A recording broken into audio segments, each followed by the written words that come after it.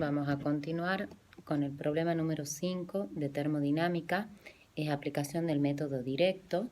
Tengo los delta de H de formación, tanto del óxido de calcio como del dióxido de carbono y del carbonato de calcio. El delta de H de la reacción hemos dicho que es la sumatoria de los delta de H de reacción de los productos menos lo de los reactivos. Lo único que tienen que tener en cuenta es hacer paso por paso porque se pueden equivocar con el tema de los signos. Al darme positivo, el delta de H de esa reacción significa que es una reacción de tipo endotérmica.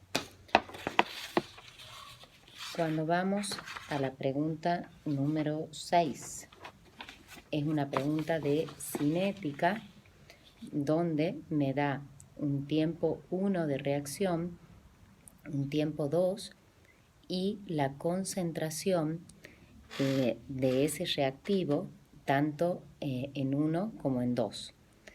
Como es respecto a los reactivos, tengo que anteponer el signo menos para que la velocidad me pueda dar positiva.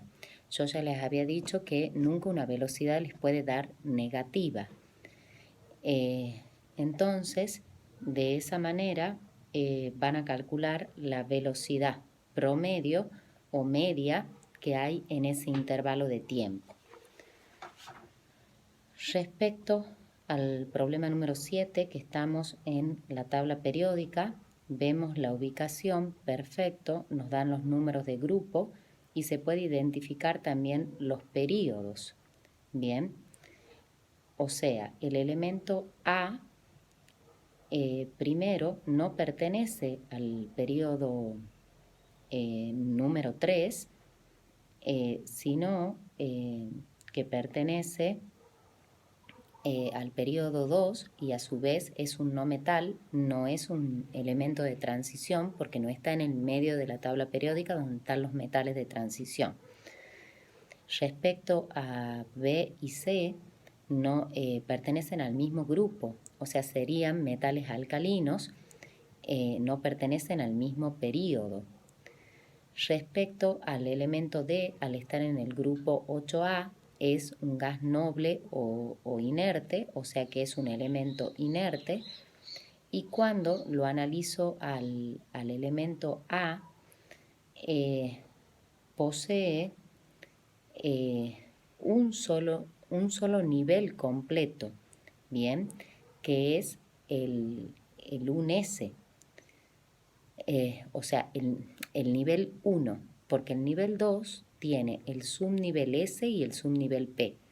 El subnivel S sí está completo con sus 2 electrones, mientras que el subnivel P está incompleto porque solamente tiene un electrón y hemos dicho que los subniveles P tienen 3 orbitales donde la máxima cantidad de electrones son 6. Respecto al problema número 8, que es de uniones químicas, ¿quién no cumple la regla del octeto? Para analizar la regla del octeto yo tengo que pensar que ese compuesto, en ese compuesto uno de los elementos, en general el átomo central, o tiene menos de 8 electrones o más de 8 electrones, llamado octeto incompleto o si no, octeto expandido.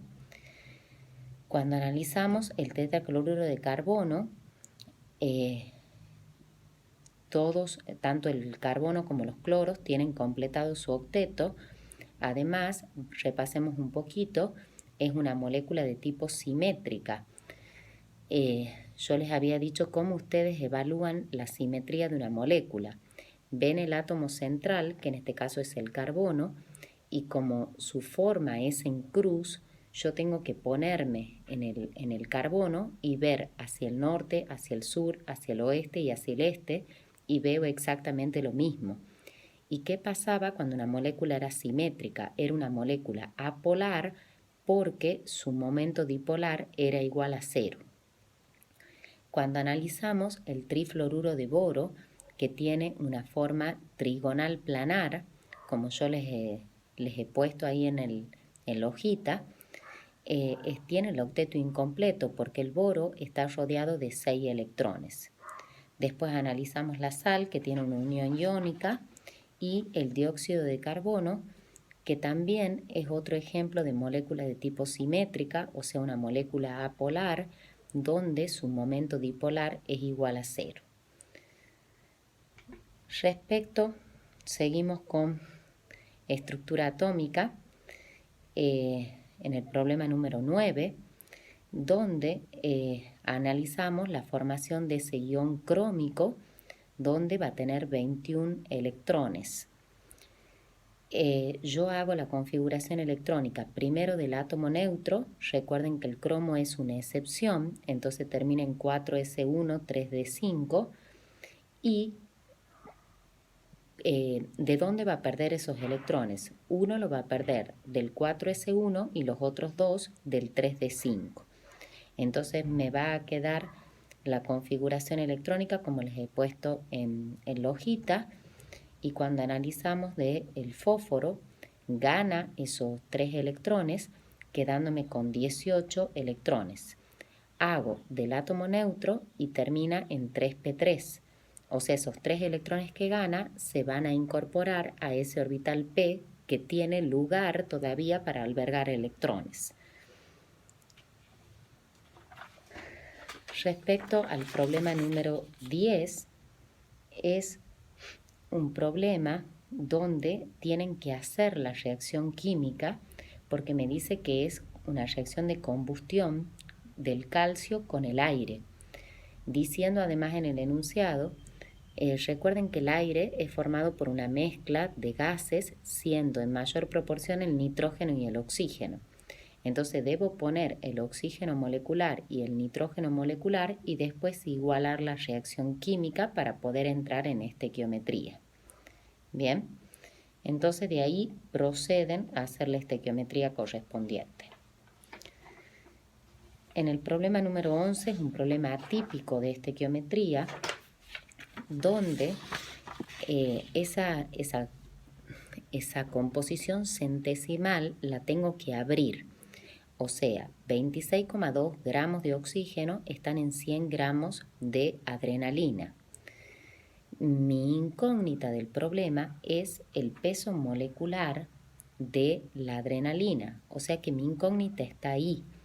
Significa que mi subincógnita van a ser los gramos de oxígeno que están en el peso molecular de la adrenalina. Y tengo mi dato que 3 átomos de oxígeno están por molécula de adrenalina. Si yo pienso en el número de Avogadro de adrenalina, ¿cuántos átomos de oxígeno contienen? Bien, ese cálculo me lleva a decir que esos átomos de oxígeno están en el número de Avogadro y a su vez están en el peso molecular de la adrenalina. O sea que yo tengo que interconvertir esos átomos de oxígenos en gramos para poder irme a calcular el peso molecular. Respecto al problema número 12, que es un problema de fórmula mínima y molecular, cuando yo veo los gramos tanto de magnesio, de silicio y de flúor, cuando yo los sumo me da 100 gramos de muestra. Quiere decir que esos gramos ya son la composición centesimal.